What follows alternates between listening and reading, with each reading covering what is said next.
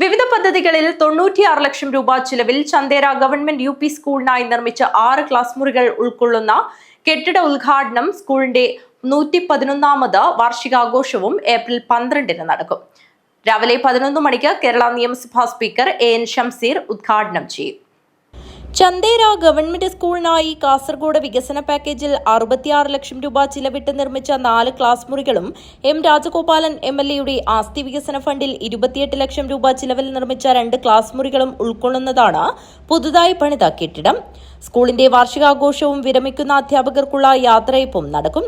April 12-ന് രാവിലെ 11 മണിക്ക് നടക്കുന്ന ചടങ്ങിൽ നിയമസഭാ സ്പീക്കർ എൻ ഷംസീർ ഉദ്ഘാടനം ചെയ്യും.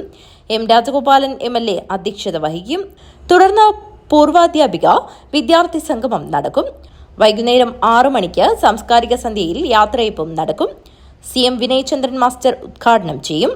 വാർത്താസമ്മേളനത്തിൽ ചന്ദേര സ്കൂൾ പ്രധാനാധ്യാപകൻ MV Chandran, PTA president C Pradeepan, VV Narayanan, R Vinod എന്നിവർ സംസാരിച്ചു. News bureau, Trikaripur.